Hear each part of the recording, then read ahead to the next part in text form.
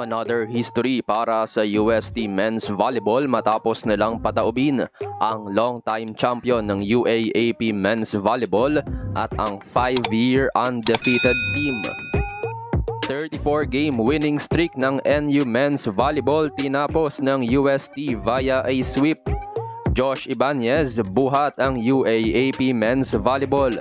Pero bago yan mga ka-V-Heads, huwag kalimutang mag-subscribe at i-click ang notification bell para updated ka sa aking latest videos. Isang plot twist agad ang naganap sa second day ng UAAP Men's Volleyball.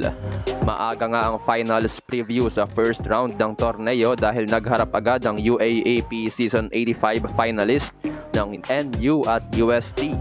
At ginulat nga agad ng UST Golden Spikers ang defending champions matapos ang 3-set win ng UST over NU 25-23, 26-24 at 25-19.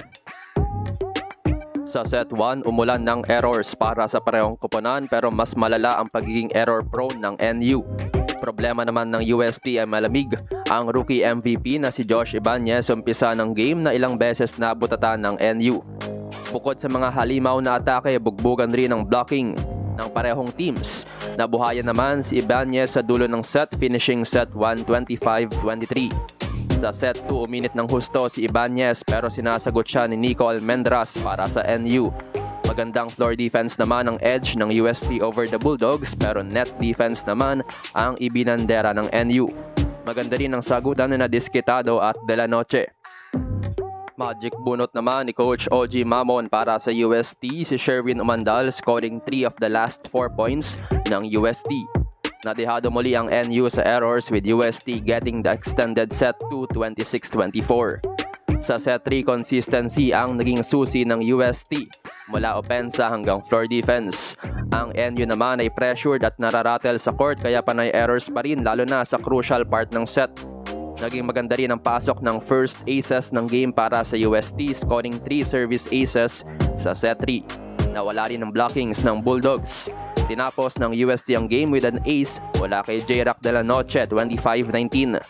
Player of the game si Josh Ibanez with 12 attacks and 1 ace. Siya nga ang favorite ngayon ng UAAP Men's Volleyball fans matapos humakot ng maraming fans sa MOA Arena. Sinundan siya ng 9 attacks ni Paul Colinares at 9-point output ni J-Rock De La Noche. May 8 puntos naman si Rainier Flor. Sa kabilang banda, nanguna ang veteranong si Nico Almendras with 14 attacks and 1 block para sa NU Bulldogs. May 13 puntos naman si Jay Diskitado sa kanyang UAAP debut. Abante ang UST sa attacks 44-38, lamang naman ang NU sa blocks 8-4 at 3-0 naman ang aces pabor sa UST. Isang set o 25 errors ang nagawa ng NU in just 3 sets, 20 errors naman ng UST. Abante sa lahat ng non-scoring skills ang Golden Spikers. Tinapos ng UST ang 34-game winning streak ng NU Bulldogs na nagsimula pa noong Season 81 ng UAAP 2019, panahong naglalaro pa si Brian Bagunas. Season 81 meron silang 16-game winning streak, Season 82 meron silang 2 panalo, at Season 85 na sweep nila ang season with 16-game winning streak. Sobrang unfortunate nga nito para sa NU dahil magsisimula sila ng Season 86 with a loss. Pero ganito rin ang Season 81 nila, starting the season with a loss versus FEU pero naipanalo na the rest of the season. History naman ito para sa UST ngayong balak nilang ibalik ang corona sa Espanya. Noong Season 85, UST rin ang tumapo sa winning streak ng NU sa Women's Division naman.